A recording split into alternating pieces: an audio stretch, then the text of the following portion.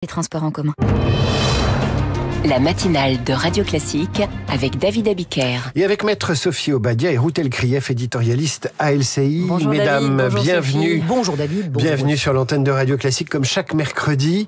Tout à l'heure, je vous ai vu réagir et ça nous a fait tous réagir d'imaginer ces jeunes diplômés partant à l'étranger. Parfois, ils partent étudier à l'étranger et ils y restent.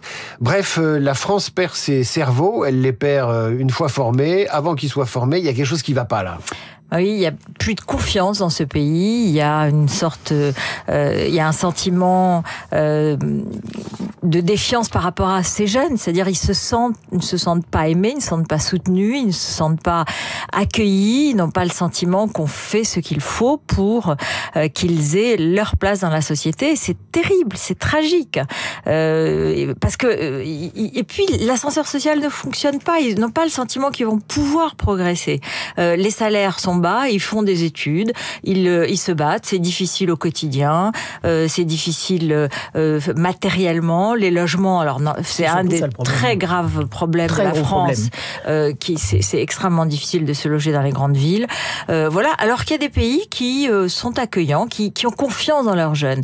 Et nous, on a confiance en personne. Les causes de l'exode, Sophie Obadia, il faut les rappeler quand même, parce qu'on dirait un anti-portrait de la politique économique française. Salaire trop faible, fiscalité trop élevée, rigidité du marché du travail.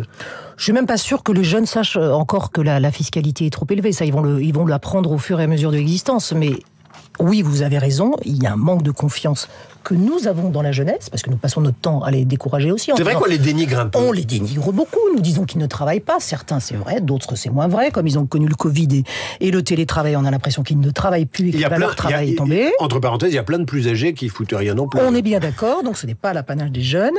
Et c'est vrai que nous ne les traitons pas bien. Et aussi, l'entraide a un peu disparu, l'entraide familiale, l'entraide locale, parce qu'il y a aussi une liquidité des gens qui vont, qui viennent, qui partent dans les grandes villes, qui reviennent dans leur province. Il y a une espèce de mal-être quand même, c'est vrai, de la jeunesse, et il serait temps, comme la crise du logement, de s'en occuper, parce que les deux vont ensemble. Je vais vous faire réagir à la question que Alain Juppé n'a pas voulu trancher en raison de son devoir de réserve. C'est Roger Carucci, donc sénateur LR, ex-UMP, ex-RPR, c'est une voix très écoutée à droite, Roger Carucci, qui a déclaré hier qu'il fallait que LR s'allie au Rassemblement national pour faire barrage à la France insoumise. Est-ce un tournant ? Non, il l'a pas dit aussi clairement. Il dit en fait, il y a plus de nini, il y a plus d'équivalence entre le RN et LFI est le danger principal. Et il pensait d'ailleurs, j'ai essayé d'en parler avec lui. Il pensait surtout aux législatives avant même la présidentielle. Bien sûr. Donc il parlait de l'arc républicain. Il veut intégrer le RN dans l'arc républicain. Il l'a dit. Oui, mais ça, Nicolas Sarkozy le dit, beaucoup d'autres gens le disent. Ils sont élus, donc je pense que c'est du verbiage, c'est de la rhétorique. Le problème, c'est qu'on a quand même un LFI qui a réussi à rendre le RN fréquentable. C'est tout le problème. Les excès, les abus, la brutalité, la violence de LFI, dans tous les domaines, fait que la stratégie de respectabilité du RN fonctionne, et que ce qui s'est passé aux dernières législatives l'année dernière, où 18 députés LR ont été élus grâce au Front républicain, eh bien, ne se reproduira plus. Ce qui veut dire qu'Éric Ciotti avait raison, Sophie Obadia.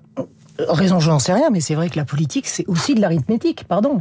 Mais les élections municipales, les élections législatives, on a déjà connu cette question ontologique dans les années 80. Est-ce qu'il faut s'allier avec le RN ? C'est une question qui maintenant est sur la table, et on serait très hypocrite de dire que personne n'y pense. Tous les Français en parlent. Il y a cette idée aussi, il y a tous les électeurs qui disent on me refera plus le coup de l'arc républicain. Exactement, c'est ce que je veux dire, cette phrase. Républicain. Voilà. Du Front républicain. Le Front républicain, nous préférons l'arc républicain, disent beaucoup. Donc il faut entendre aussi ça. C'est ce qu'il dit à haute voix. Il dit à haute voix ce que pensent beaucoup de gens, et y compris dans son parti, qui pour le moment reste relativement prudent officiellement, mais n'en pense pas moins. Mais est-il possible de gagner les élections pour la droite sans s'allier avec le RN. C'est la question de l'arithmétique. Et c'est celle qui est posée actuellement. C'est aussi la question pour le RN. C'est-à-dire que le RN, s'il y a des simulations, pour les législatives, ils n'auraient pas la majorité absolue et donc ils auraient besoin des Républicains. Donc il faut que, par exemple, dans leur programme économique, ils donnent des gages sur un certain libéralisme et une certaine ouverture.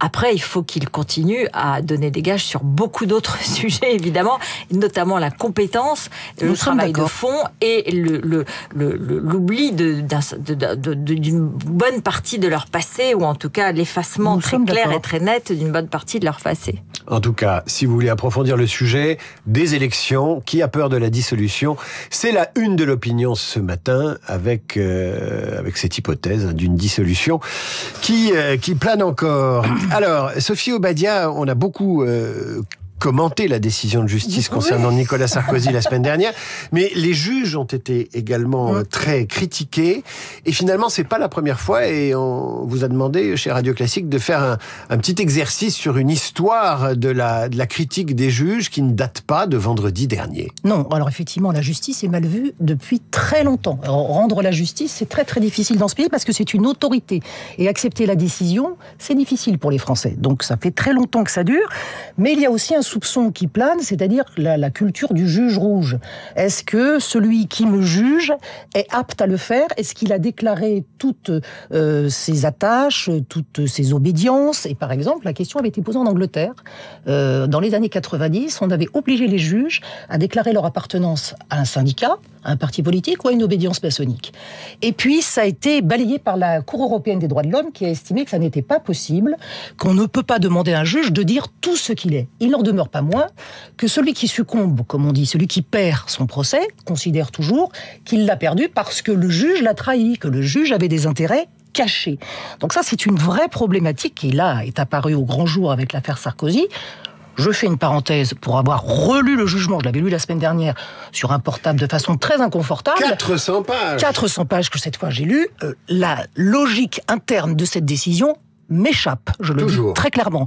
Je ne parle même pas de ce qui a été retenu et largement commenté. La manière dont est construit le jugement est incompréhensible. Et donc c'est une question qui se pose en fait, et qui moi m'intéresse depuis longtemps. Comment la justice communique-t-elle sur ses décisions ? Comment est-ce qu'elle dit au grand public ce qu'elle fait ? Parce qu'elle est cachée. Tout ce qui est caché apparaît comme étant sombre et peut-être comme un complot. Elle est cachée ou elle s'efface en vérité ? Alors, les deux. En fait, les juges ne veulent pas descendre dans l'arène. Les juges ne viennent que rarement sur les plateaux de télévision, ils ne veulent pas prendre la parole, ils ont peur de ça, ils préfèrent l'anonymat.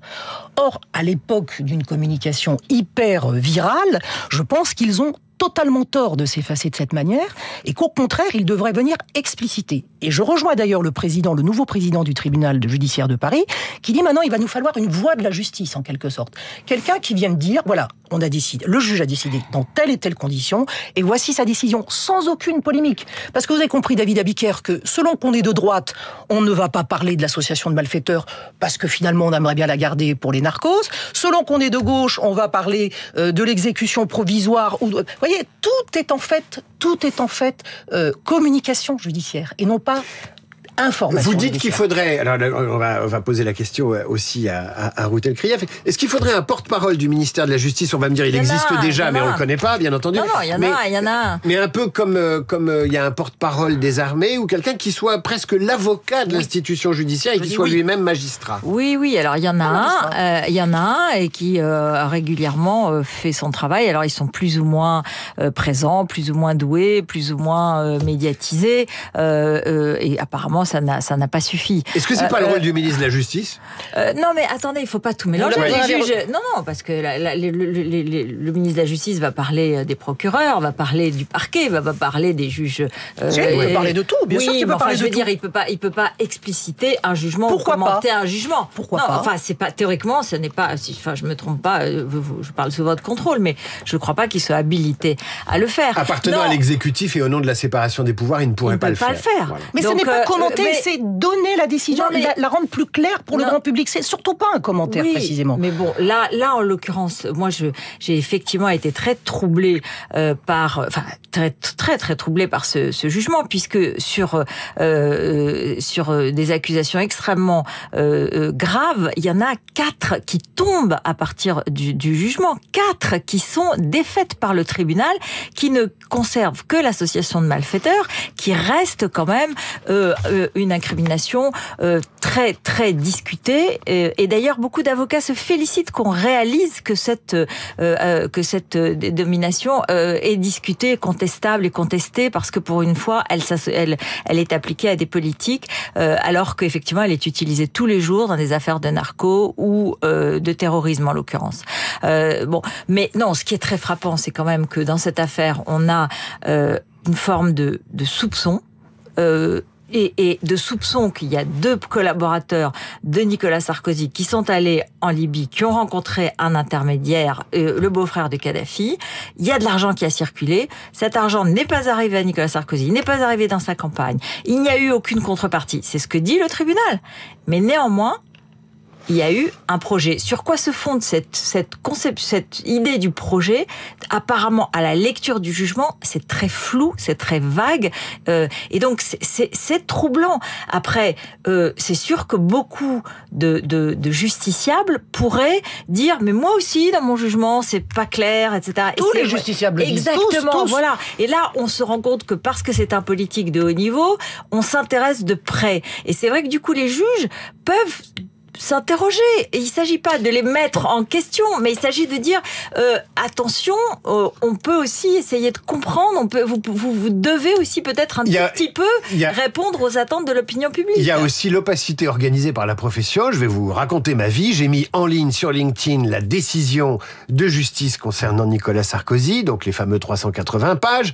Il y a quand même un prof de droit qui est venu m'expliquer que personne n'était assez compétent pour lire cette décision de justice et qu'il fallait, que le droit était une chose trop compliquée pour le confier l'impartialité, la transparence. Un prof de droit. Non, mais je suis d'accord avec vous. L'impartialité, la transparence, la pédagogie, tout ça doit fonctionner ensemble pour avoir une justice qui est aimée par ses concitoyens. Aujourd'hui, elle n'est pas comprise. Et pardon, et un dernier mot, l'impartialité d'un tribunal, c'est un élément fondamental de l'état de droit. Et si on continue comme ça n'ira pas du tout. Esprit libre, c'est terminé. Merci mesdames.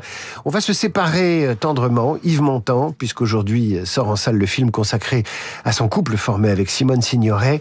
L'automne est là, le film s'intitule « Toi qui m'aimais », voici donc les feuilles.